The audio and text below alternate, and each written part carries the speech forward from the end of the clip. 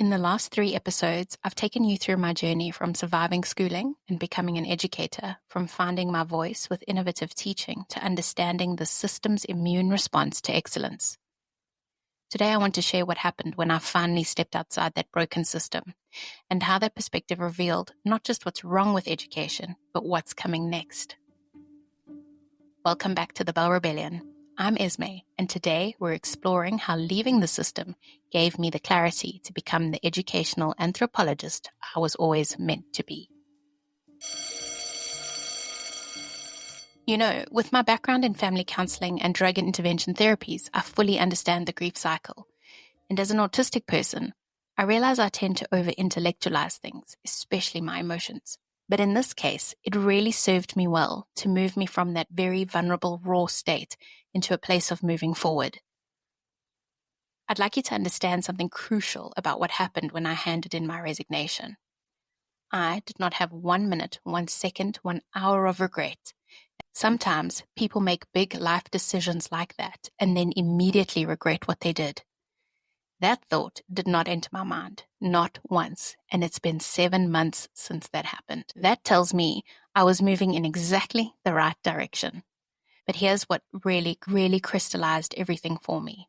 When I told my team I was resigning, they looked like a car had hit them.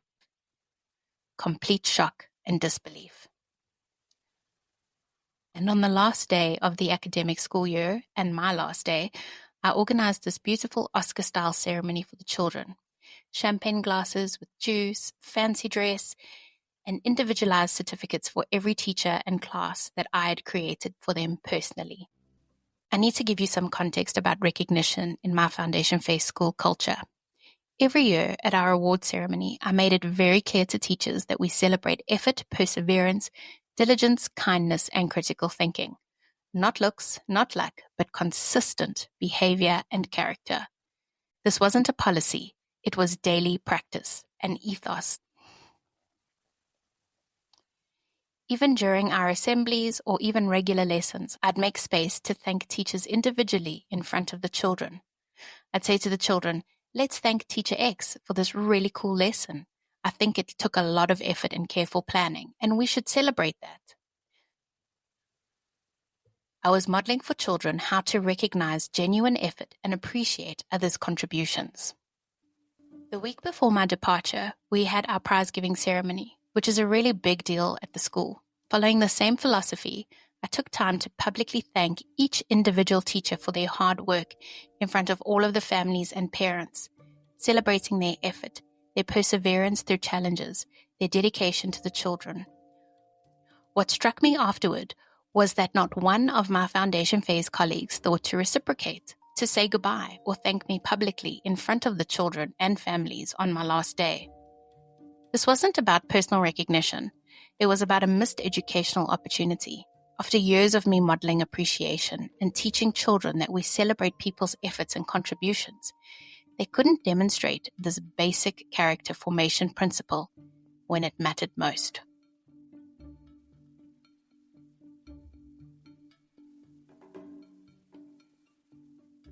This made me pause and reflect honestly. Maybe proximity to any kind of sustained change feels overwhelming when you're already stretched thin in an under-resourced system. The teachers who appreciated my work encountered me in very specific contexts, training sessions or problem-solving moments.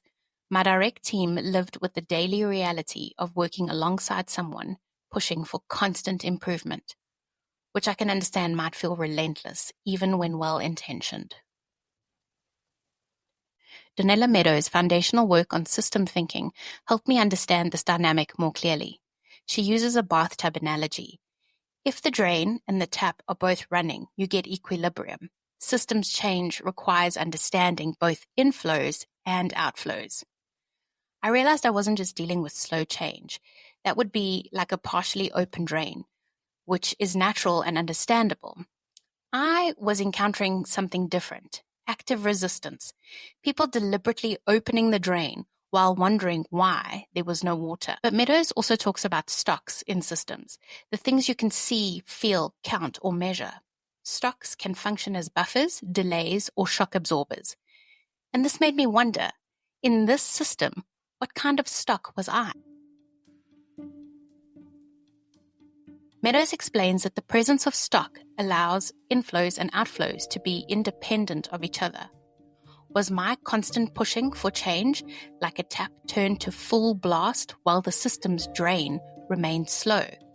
Was I creating an unsustainable buildup that would eventually overflow?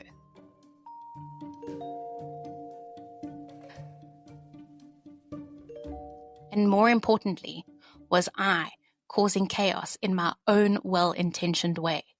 Was I acting as a shock absorber for a system that actually needed to feel its own dysfunction in order to change?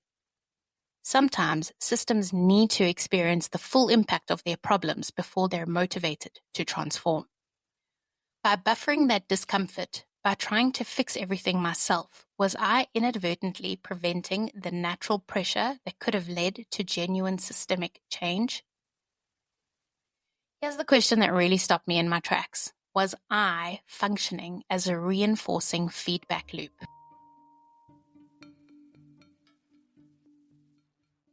Reinforcing loops amplify whatever is happening in a system.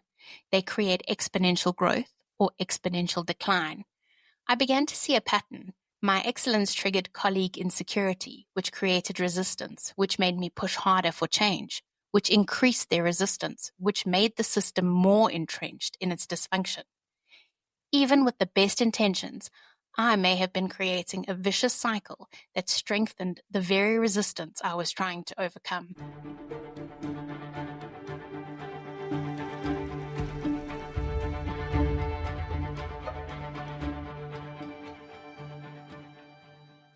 This realization was both humbling and liberating. Maybe leaving wasn't giving up. Maybe it was the most strategically sound thing I could do. By moving myself from a reinforcing loop that had become destructive for everyone involved, I could create positive reinforcing loops outside the system instead. This question forced me to examine my role with genuine humility.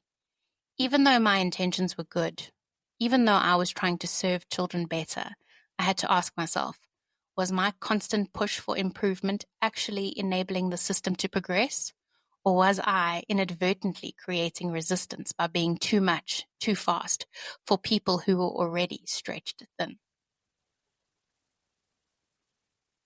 This distinction matters because it shifts the analysis from individual personality conflicts to systemic dysfunction. As someone trained in anthropological observation, first through my family counseling background and then through my studies at the Institute for the Future, I was beginning to recognize patterns that went far beyond personal dynamics.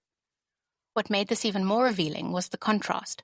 When the whole school said goodbye to me in our end-of-term staff meeting, teachers from grade 7 and up, people I worked with less directly had more kind things to say and were more genuinely upset about my leaving than my own team was. That's when I understood. I was dealing with what anthropologists call institutional resistance mechanisms, or the crabs in a bucket mentality and the tall poppy effect. These aren't personal failings. They're predictable cultural responses within stressed systems. And because of my tendency towards hyperfocus, I went into a deep research about these concepts and realized something profound. This wasn't about me being difficult or having unrealistic expectations.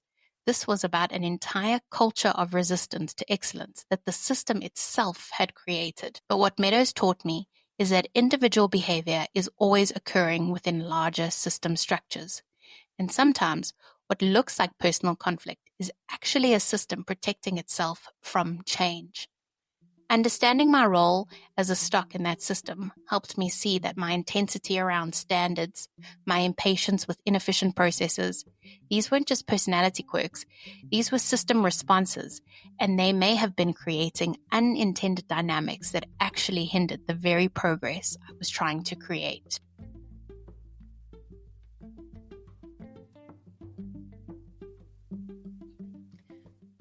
Looking at it analytically, I realized I needed to move outside the system to see it clearly, like somebody who left a cult. When you're inside the cult, you don't actually know the difference. Something feels off, some people leave and some stay, but you can only understand how destructive it really is once you step outside.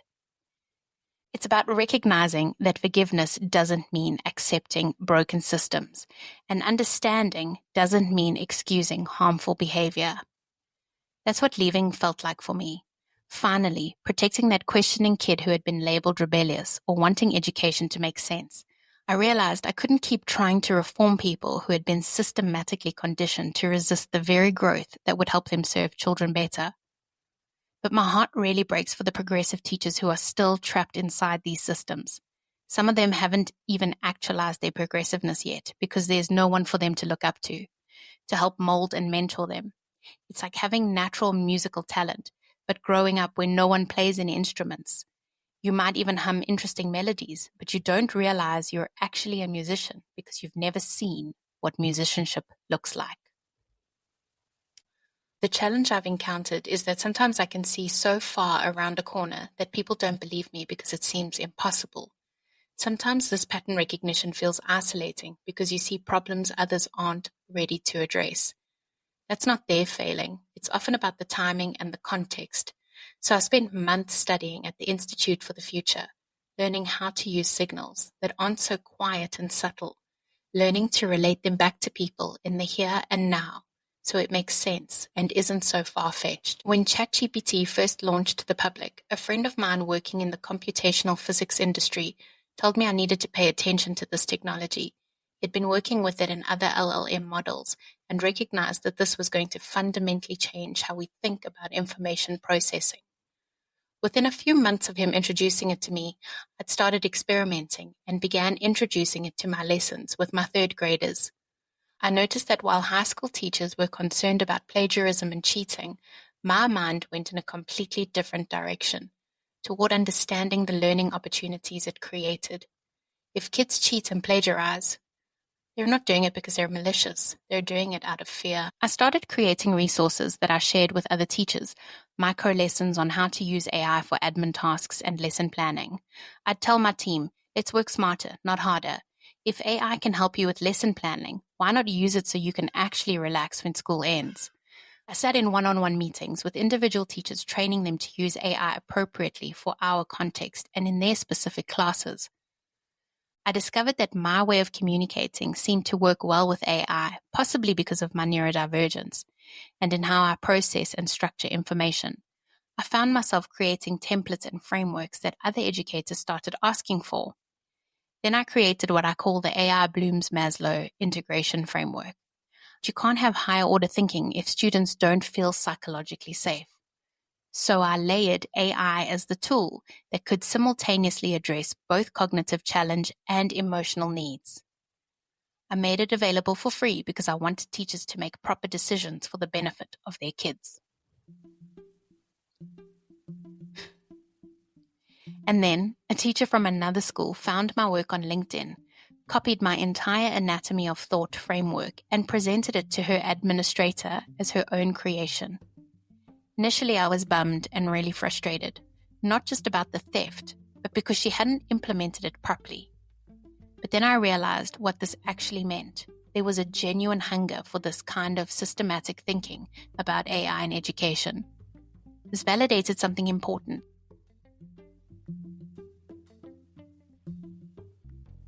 But also made me realize I'd been perhaps too focused on creating the perfect frameworks, rather than meeting teachers where they actually were. People were desperately seeking frameworks they couldn't create themselves, but maybe I hadn't done enough to understand why they couldn't create it themselves. I was sitting on a gold mine. People actively wanting to emulate what I was doing, which meant I needed to think at a bigger scale. I started noticing patterns that others hadn't identified yet.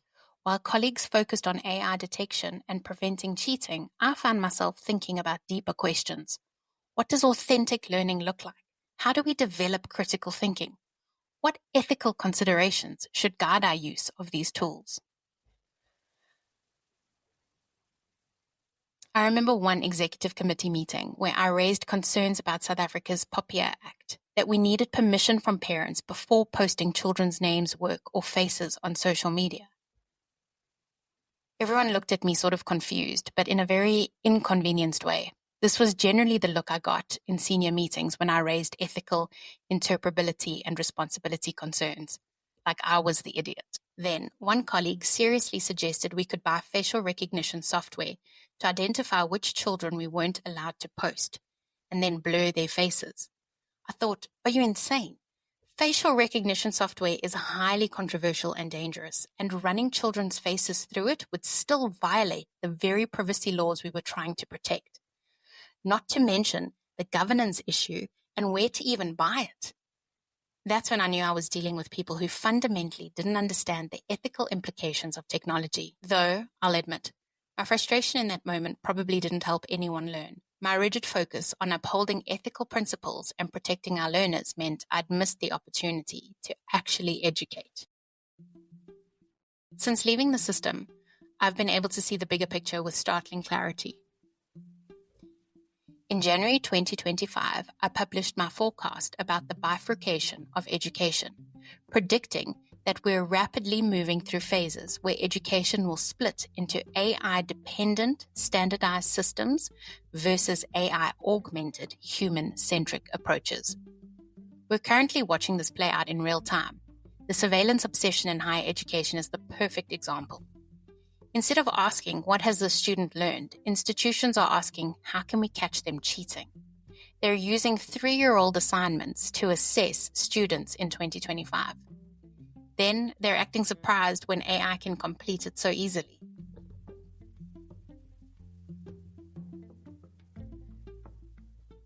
But here's what I'm seeing as the real future.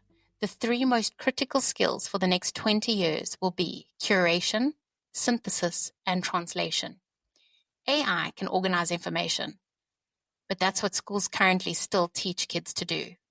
But AI cannot curate meaningful bodies of information, synthesize different philosophies and concepts, or translate complex ideas from human understanding and application.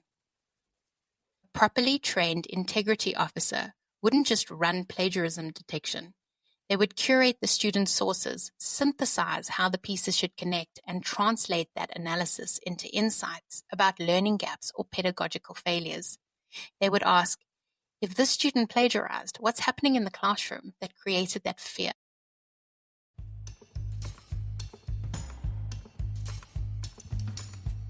So, here we are.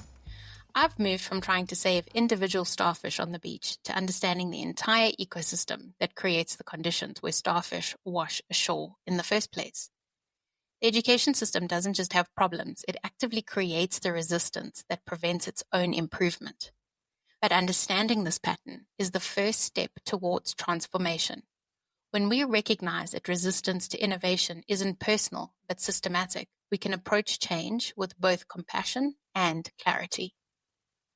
Those progressive teachers still trapped in the system, they need someone speaking from the outside, validating their instincts and providing the frameworks they can't develop in isolation. But they also need that voice to come with humility about how difficult change really is, and the recognition that those of us who left had privileges and circumstances that made leaving possible. They need to know their innovative thinking isn't wrong. The system's response to it is what's broken.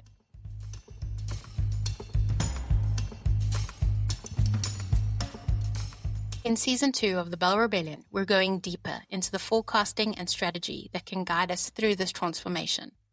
We'll explore the signals I'm tracking, the patterns I'm seeing, and the practical frameworks we need to build education that develops human potential rather than crushing it. Because once you understand how deep the conditioning goes, you realize that real education transformation can't happen within the existing system. It has to happen despite it. And that requires all of us who have escaped the cult to become the voices from the outside that others need to hear.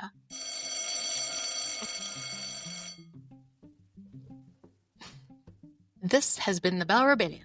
I'm Esme. Thank you for joining me for this journey from inside the system to outside, from reform to transformation, from teacher to educational anthropologist.